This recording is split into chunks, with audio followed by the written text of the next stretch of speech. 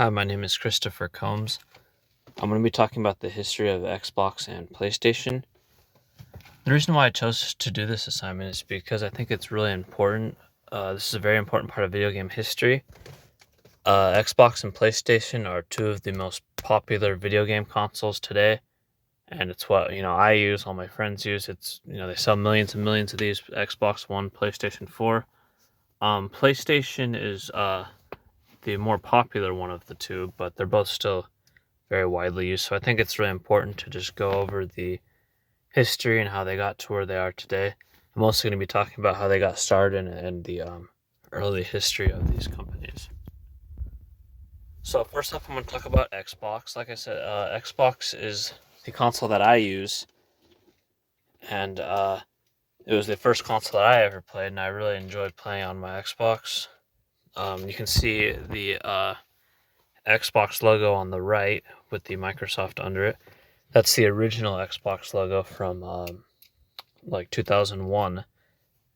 And like I said, Xbox is my console of choice. So we're going to talk about that, and we're just going to get into the history. So here's the overview.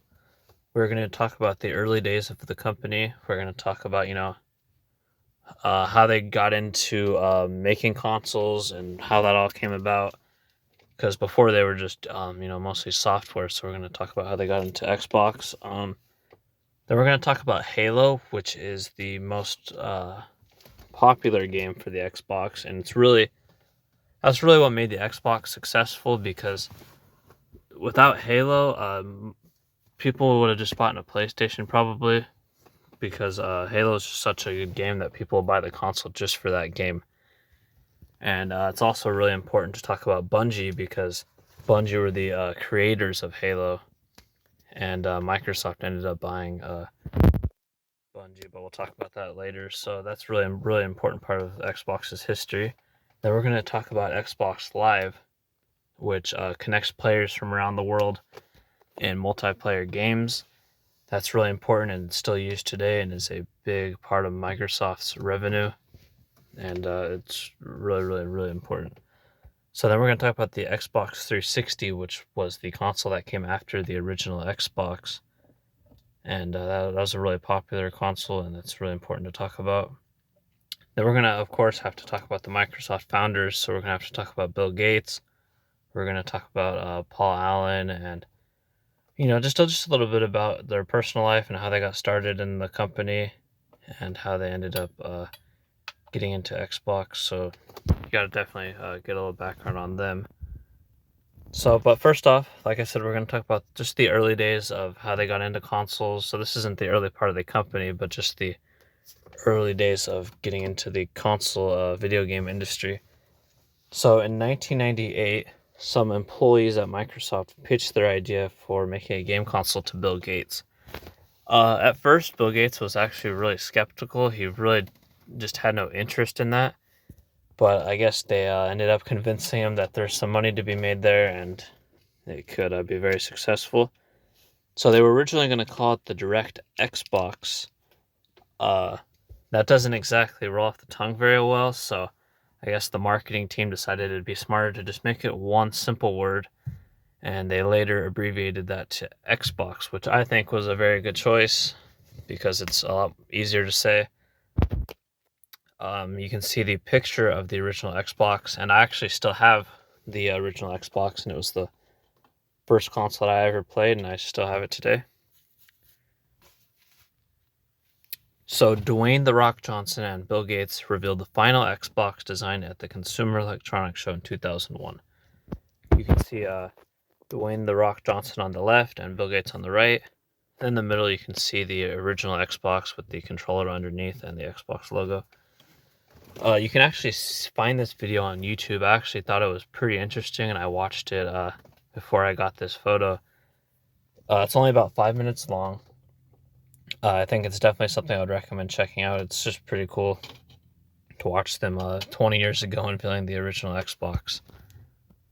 So they ended up releasing the Xbox November 15th, 2001.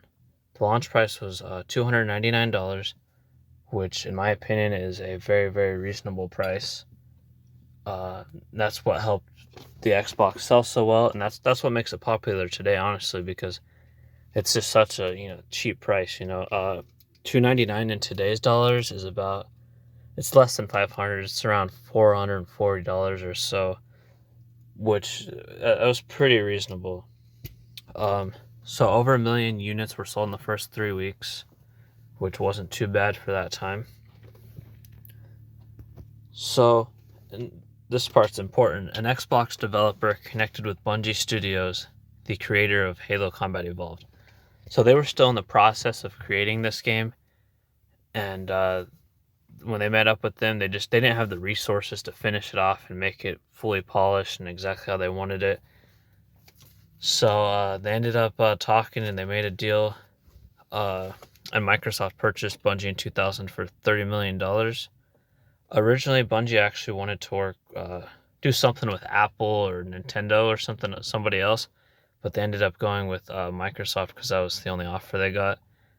I remember some people who worked at Apple, they did hear about Bungie and they did talk with them, but they just had no interest in the video game industry. But this ended up working out very well for Microsoft. So, like I said, Bungie is just super important, so I think it's important to go a little deeper into the company. Bungie was founded in 1991, and they focused their early games on the Macintosh platform. That's really what they were trying to get into. Their first sci-fi shooter game was Marathon, which released in 1994 for the Macintosh. The reason why that's important is because Halo is a sci-fi shooter game, so this was like their first debut into that genre of games. But Halo Reach was actually the last Halo game made by Bungie. On your right, you can see the cover for Halo Reach, and Halo Reach was considered to be like one of the better games in the Halo series. A lot of the Halo fans really enjoy Halo Reach, myself included. But they ended up leaving Microsoft to focus on other games. So today they make Destiny 1, Destiny 2, and some other games. They just kind of wanted to go a different route. Originally, Halo was actually going to just be one game. They weren't going to make Halo 2, 3. They were just going to make Combat Evolved and ended at that. So, I guess they felt like they put their time into the series, and now it's time to go on to something new. So, all Halo games made after Reach, they're made by 343 Industries. So that's Halo 4, Halo 5. Now the upcoming Halo game, which is releasing this year, called Halo Infinite, that's also going to be made by 343 Industries.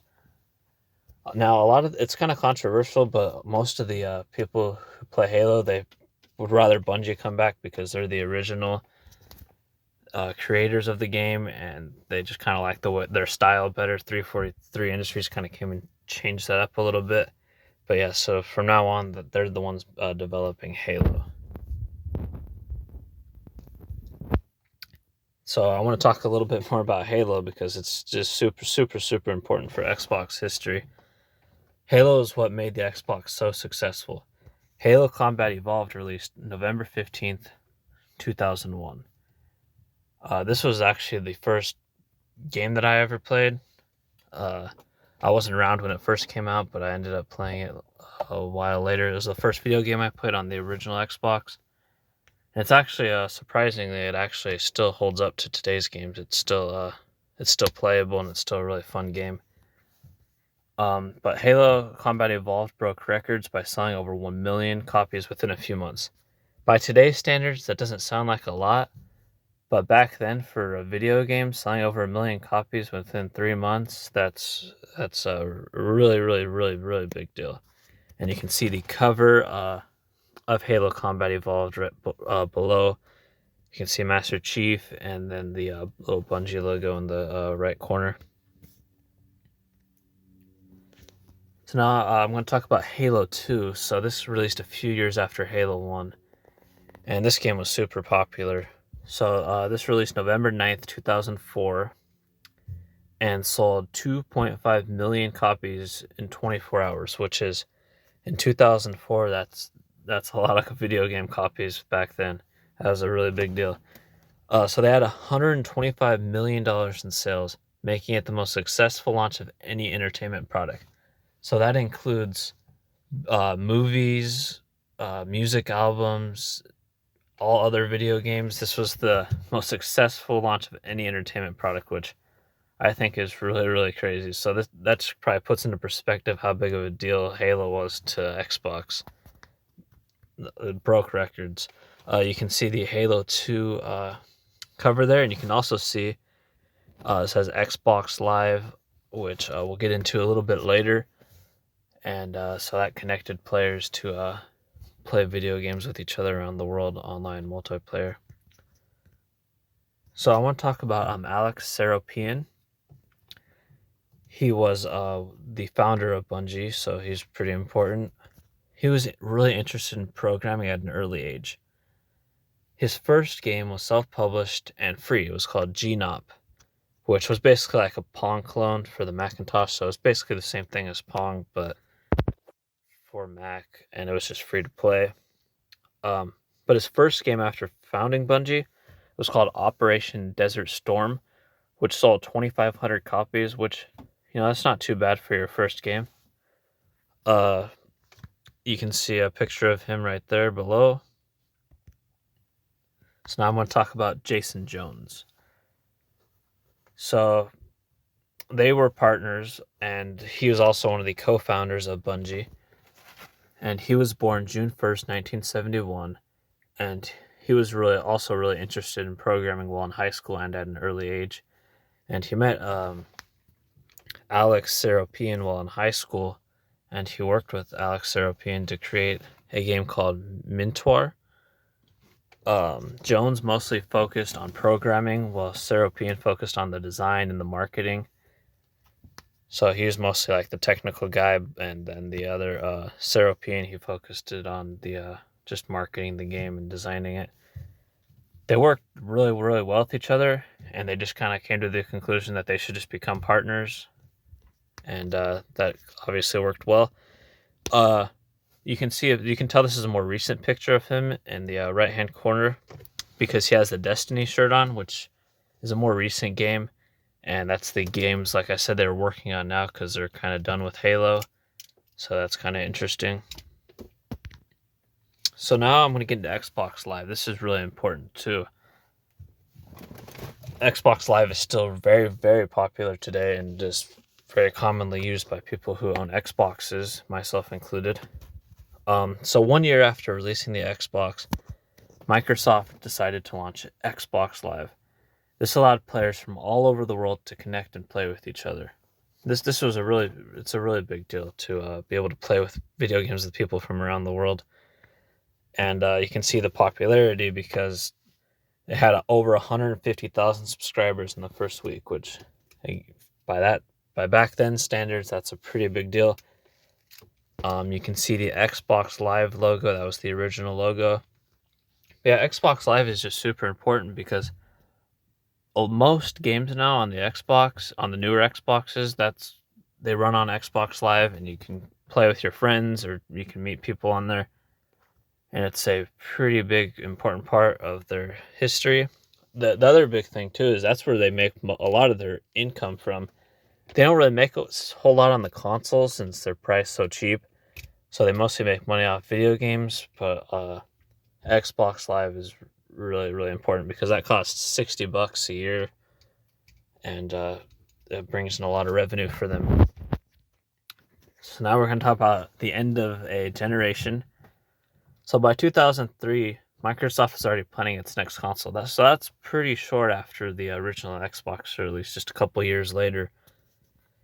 Microsoft was losing money on every console sold, but like I said, they were making money on Xbox Live and on video games and making money in other ways, so it wasn't, I guess, a huge deal, but they still were losing money every console they sold. But they ended up announcing the Xbox 360 May 12th, 2005. They sold 24 million of the original Xbox consoles, and they didn't reach their goal of selling 50 million units, so they didn't even get halfway there. So by their standards, it didn't sell very good, but it's still decent. 24 million is not too bad, but they wanted to get to 50, so they needed to come in with something new, a new idea, new console. Just to put that into perspective, though, the PS2 sold 153 million units. So this was around the same time as the original Xbox. That's a pretty big difference. 24 million versus 153 million. That's a big difference. The GameCube sold 2.1 million, so they did better than GameCube. And the Sega Dreamcast sold 10.6 million, so they also did better than them. But yeah, PlayStation, their sales were way, way, way higher than Xbox, and we'll go into detail about sales a little bit more later. So the Xbox 360 released November 22nd, 2005, and sadly, support for the original Xbox was ended in 2009, and then Xbox Live for the original Xbox was ended in 2010. So it had a good run though. It had 9-10 years to live to its potential, but you have to end everything at a certain point. The new generation was here. So I'm going to talk a little bit more about the Xbox 360. Now, the Xbox 360 sold out everywhere except Japan. You go into a Walmart, you go into a Target, you literally cannot find the console. It was sold out everywhere. Super, super hard to find. Which, in a way, that's a good thing because it's showing that how popular they are. But at the same time, Xbox couldn't keep up with, or Microsoft couldn't keep up with the demand. So there's more. They didn't have enough consoles to meet everyone's needs, which depending on how you look at it, could be good or bad. But in Japan, it wasn't too popular for some reason. I guess they prefer PlayStation over there. But it had some problems, like the Red Ring of Death, as people called it. And the Red Ring of Death was when the light around the power button turned red, which basically indicated a hardware problem and made the console unusable. This while back, this actually happened to my friend's console. Just one day, it just got that red ring around the power button, and it's definitely not something you want to see. You can see in the picture in the right-hand corner, you can see what that looks like. It's just a red light. But yeah, that basically means your console's broken. And if you bought it within like the past couple of years, they would replace it under warranty. But if it was too old, then they wouldn't. Sales were really good. The Xbox 360 sold more than 39 million units by 2010. So they were sort of evenly matched with the PlayStation 3 at the time.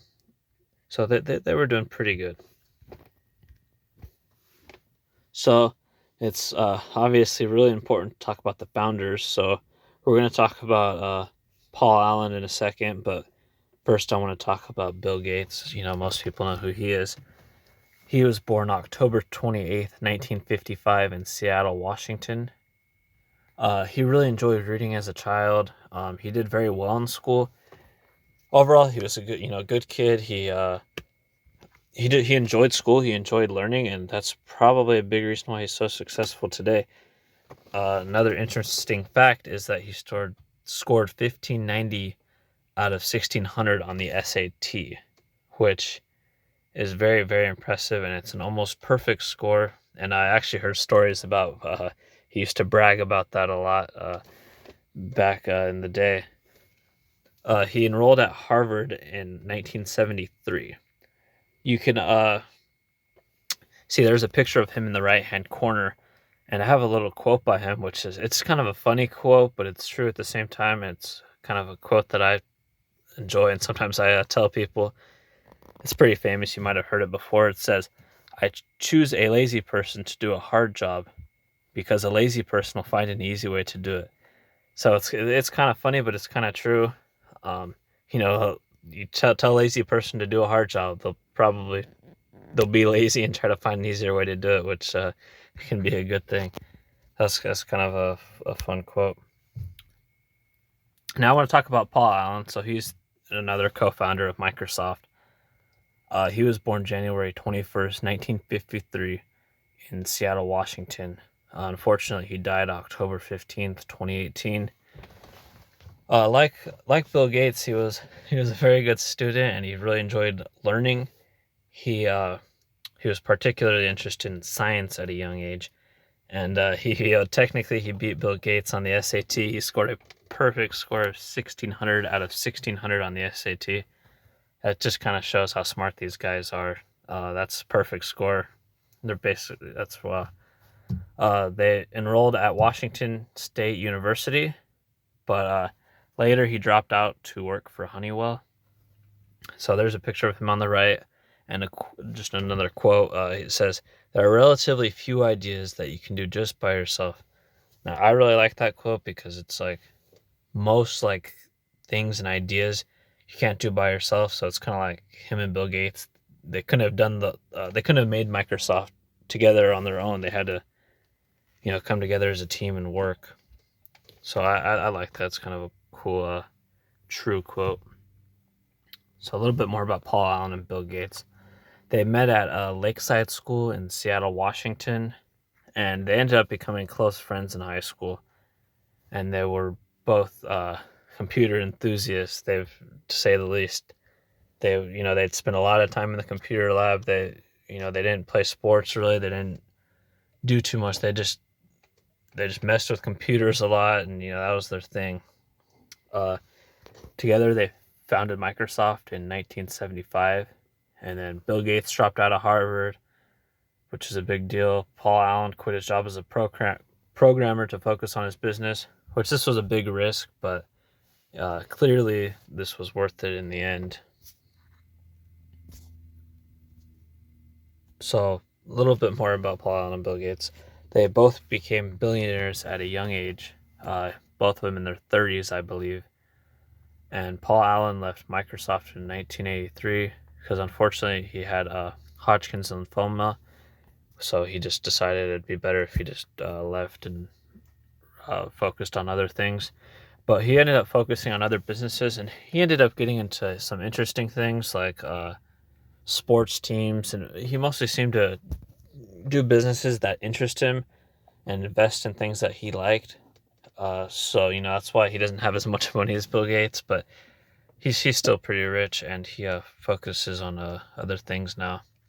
There's a picture of them as they were a little older. Paul Allen on the left, Bill Gates on the right.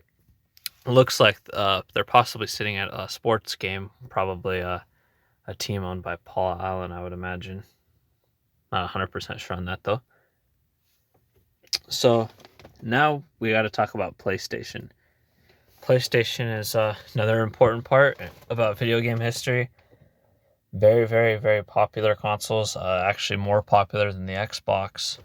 And it's just really, really important.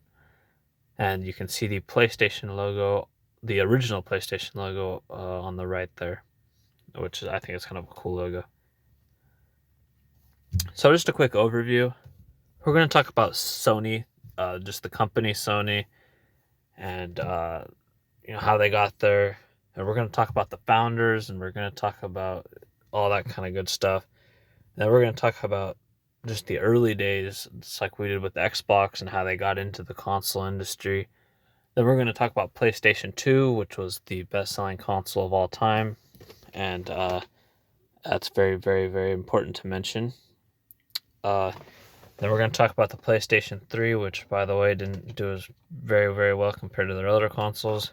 And then we're also going to talk about just kind of like with Xbox, popular games, what was popular on those consoles.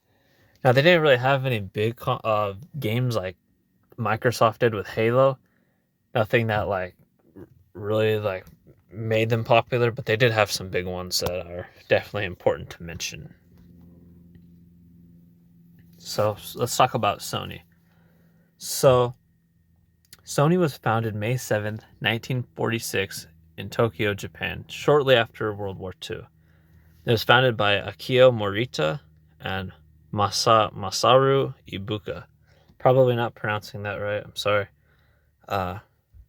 The company was originally called Tokyo Tsushin Kogyo. I don't know how to pronounce that at all.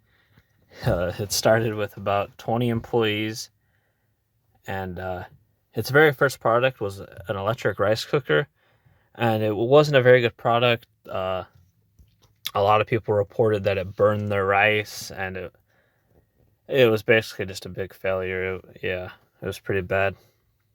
Um, they released home and industrial magnetic voice recorders. Now, those were a pretty big success, and those were pretty important. That's kind of like what helped put them on the map. Back then, they didn't really have like voice recorders for at-home use. It was mostly like, the only people who had voice recorders were, the news, television. So it's kind of a big deal to bring voice recorders into the home. And then they released the TR-55, which was the first portable transistor radio. And that released in 1955 in Japan. That was a very big deal because it was the first portable transistor radio, like I said. And that's another big thing that that's what really put them on the map, was their radios. And without that, honestly, the business would have failed. If they would have, just stuck with the rice cookers, they wouldn't be making PlayStations today. They really wanted to get into the U.S. market though, because that's where the money was. That's where, higher population, more consumers. That was where they wanted to be. That's where they wanted their products to go. So they released the world's smallest radio called the TR-63 radio. That was released in 1957 in the U.S., which was very successful. And again, that's what, brought Sony to the U.S. That's what got their name out there. That was a big deal. They kind of advertised it as a pocket radio. It was a little bit big to fit into most people's pockets, but if you had a large pocket, it could fit in there. It was pretty small, especially for that time. So it was a really big deal to just be able to have a radio you could carry around with you. The company changed their name to Sony later because it was easier for Americans to say. And that was, I would say, a very, very good choice because, as you could see earlier, I have no idea how to really pronounce that original name. And people like to pronounce the name of the company of stuff they're buying from. So that's definitely a good choice. And on the right, you can see what their original logo, which is in the middle, and you can see the name of the company on the bottom and the top, the bottom being in Japanese. That's kind of a cool picture because it's from all the way back from 1940s, and yeah, it's pretty interesting. So we're going to talk about Masaru Ibuka, which he was the one of the founders of Sony.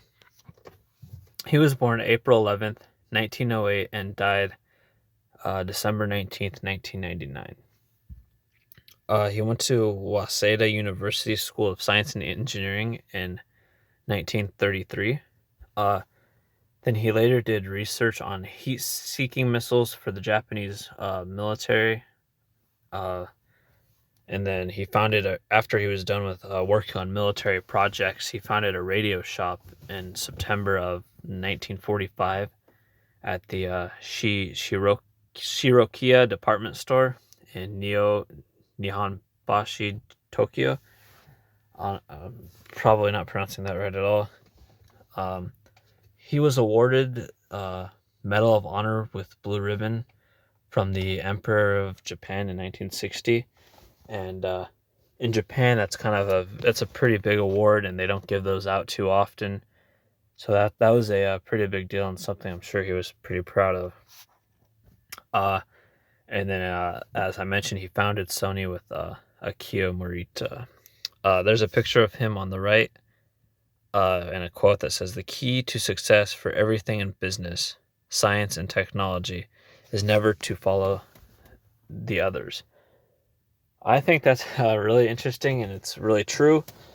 If you want to be successful and you want to be innovative, don't just copy other people. You got to do your own thing and come up with your own ideas and take risks, I guess. So this is Akio Morita. I'm probably not pronouncing his name right. I apologize. He was born January 26, 1921, and died October 3rd, 1999. Originally, he came from a family with a tradition of sake brewing, which is like a Japanese alcohol.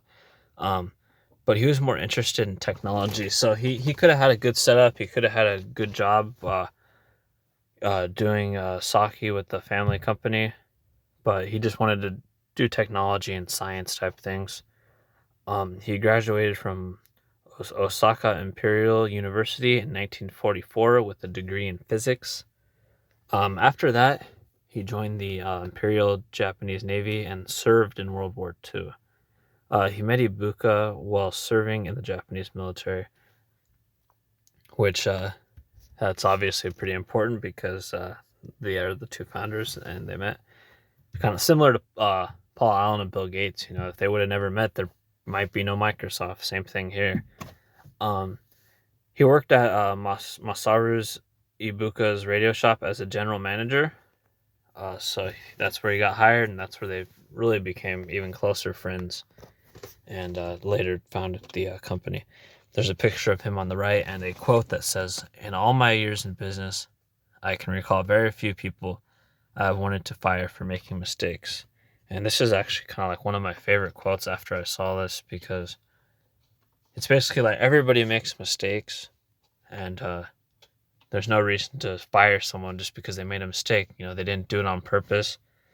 So it kind of seems like he's a good boss and a good person with good advice, and I really like that quote. So I want to talk about, just like I did with the Xbox, talk about the early days of them getting into console gaming and stuff.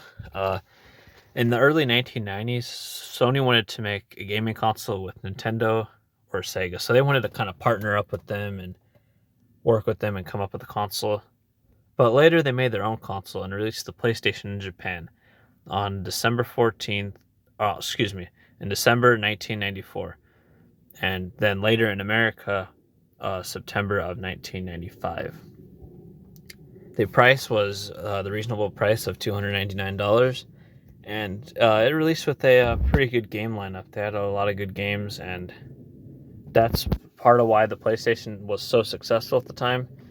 And it's funny because it's actually why PlayStation's so successful right now, because when they release a console, they have a really good lineup of games. They don't just release with a few games. They're really good, high quality games, and a lot of exclusive games that are only playable on the PlayStation, sort of like how Halo is for Xbox. You can't play it on other devices.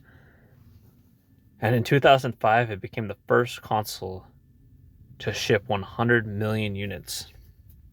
That is a lot of units, especially back then in 2005. That just shows you how popular it was, especially compared to other devices at the time. That's a really, really big deal. I think also part of it is because they were successful in Japan and in America, and they're just like a worldwide company. Everyone likes them. So here's one of those games called called Gran Turismo for the PlayStation. This game took 5 years to make, which nowadays that's kind of what you hear the average game. The average game takes about 3 years, 4 years, 5 years to make. But back then, games, they didn't take that long because they were so much more simple. Like, I don't know, arcade games and stuff. So back then, that was a lot of work. And it was the best-selling game for the PlayStation, the original PlayStation, and it sold over 10 million copies. You can see the cover for Gran Turismo with a car with a little cover on it. It's supposed to be a really good game. I actually never played it, but it's supposed to be pretty good. And it's basically what it was like one of the first popular realistic racing games. Most games before were, they were too cartoonish. This was supposed to, simulate real racing, and they had real life cars in there, which led to a whole new industry of a whole new genre of games. So this is Kazunori Yamauchi. He was born August 5th, 1967. He was the CEO of Polyphony Digital and a professional race car driver. He wanted to make a realistic racing game, which is what he did. And he actually spent many of his own personal hours working on Gran Turismo. he spent like he would go to work. That was basically his whole life. He would just wake up, go to work, come home, wake up, go to work.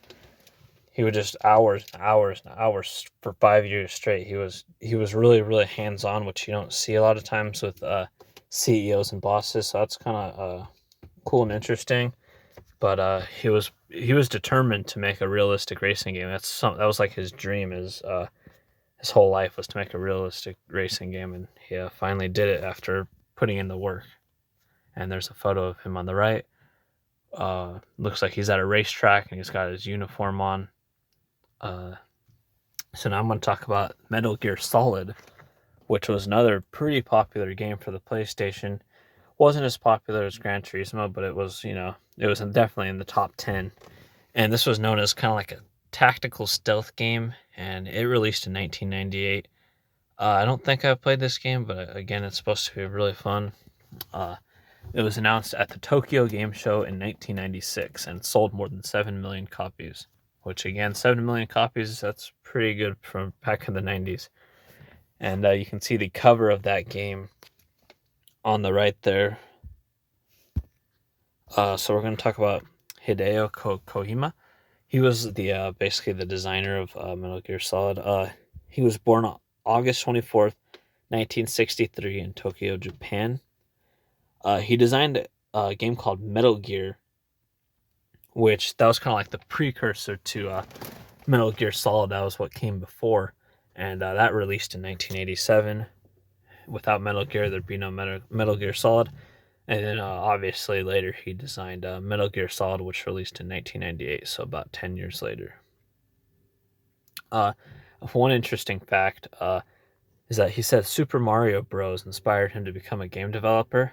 And I've actually heard a lot of game developers and people in the industry say that before. That's the game that they played as a kid or whatever. That's the game that really just encouraged and inspired them to do what they do. And there's a picture of him with a quote that says, 90% of what is considered impossible is, in fact, possible. The other 10% will become possible with the passage of time and technology. That's a really, really, really interesting quote. Basically, what he's saying is, most things that people call impossible are actually possible to do at this time, but the other 10% that's actually truly impossible will one day become possible with time and just the increasing of technology. That's a really, really cool, interesting quote. So now we're going to talk about the PlayStation 2. This is the best-selling console. Released in Japan on March 4th, 2000, and then later in North America on October 26th of 2000. The price was $299.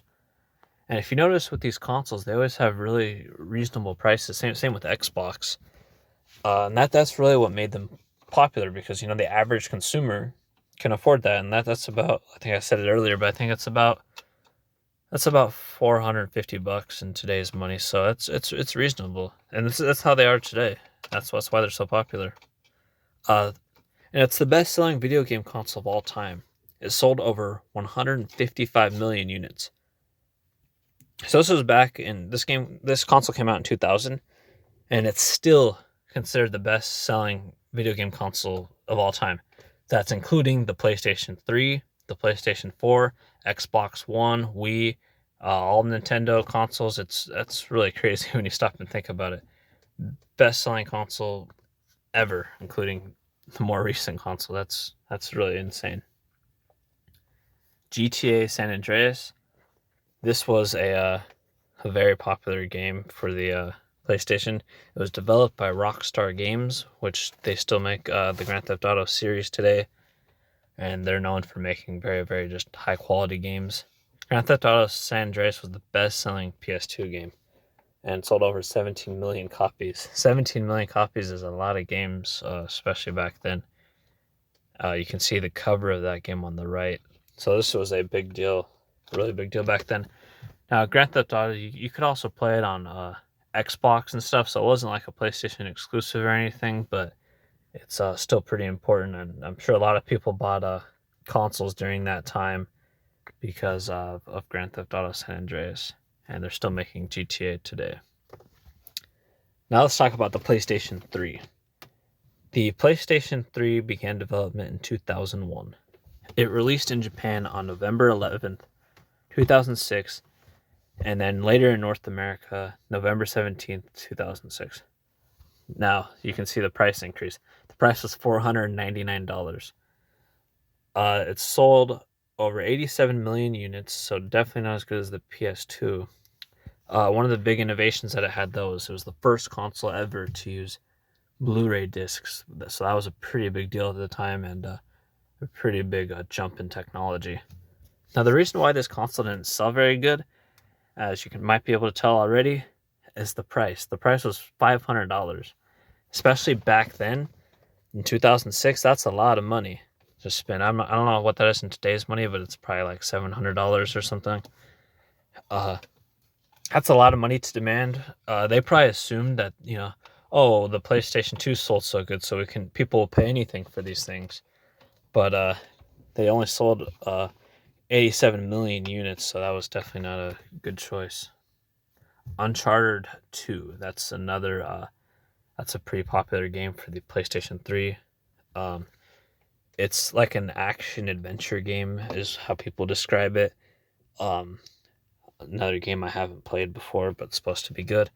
It released in October 2009 and sold over 6.5 million copies.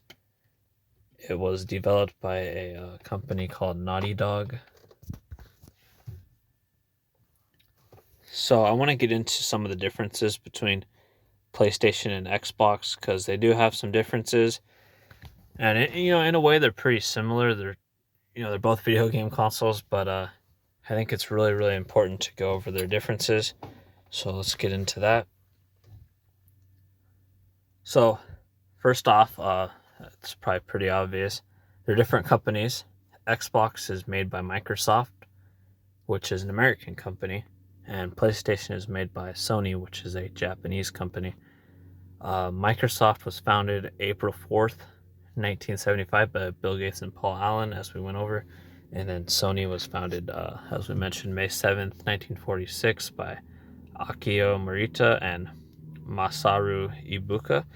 I just kind of wanted to go over it again just so you can kind of see the side-by-side comparison of the two different companies, just so you can kind of get a feel for how they're different. But yeah, like I said, they're similar in a lot of ways because a lot of the same games are playable on both consoles. Most of the games are playable on both consoles, and they're both big players in the video game industry. On the left, you can see the Sony logo, and on the right, you can see what is like an older Microsoft logo. So sales. So I want to talk about the sales. So PlayStation is a lot more popular than Xbox, at least historically. PlayStation has more exclusive games than Xbox, which I think is probably a big factor in that. So they have a lot of games and a lot of deals with other companies where they're exclusive, sort of like Halo is for Xbox. I'm trying to come up with a few off the top of my head. I think there's a few that we mentioned that were exclusive. But let's just take a look at these sales. So the original PlayStation, obviously 102 million. They didn't really have competition too much with Xbox back then. But if you look at the PS2 versus the Xbox that released around the same time, Xbox only sold around 24.5 million units, and the PlayStation 2 sold almost 158 million, which is a very big difference when you look at the bar graph. And the PlayStation 3, this is where it gets interesting to me. You can see the PlayStation 3 versus the Xbox 360, 2006, 2005.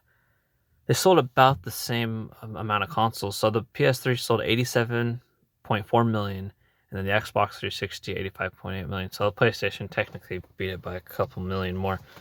But like I said earlier, I think the reason this was because of PlayStation having the more exclusive games. And what happened with the PS3 is that the price was so expensive. It was $500. Even people who liked PlayStation, they liked the exclusive games, and they liked all the reasons they liked PlayStation, it really wasn't worth the price tag. You could get an Xbox 360 for a couple $100 cheaper, And basically, it has the same specs and it's the same idea. So it'd be kind of foolish to buy that one. But a lot of people still bought it. It wasn't like a total failure or anything. But you can see that we're really evenly matched there. And then when you look at the PS4 versus the Xbox One, PlayStation got the lead again because they learned their lesson from last time and lowered the price back to be competitive with Xbox. Definitely a smart move to go back to that reasonable pricing. So yeah, for a little while they were evenly matched, but PlayStation takes the lead once again. So just to conclude everything, this is the conclusion. We went over the early days of both companies, Xbox and PlayStation, and how Microsoft and Sony got into the video game market. We went over the very important company Bungie, which is why Xbox is so popular today. And then we went over Xbox Live, which connects players from all around the world, and another big part of video game history. Went over the Xbox 360. We went over both of the company's founders. We talked about important people, the video game designers and all those important people for the companies. And then we talked about the PlayStation 1, 2, and 3 and popular games. So yeah, like I said, these are the Xbox and PlayStation. They're very, very important to talk about. They're a very important part of video game history. My name is Christopher Combs, like I said. I hope you enjoyed the lecture. I really enjoyed doing the research for it, and have a good day. Thank you for watching.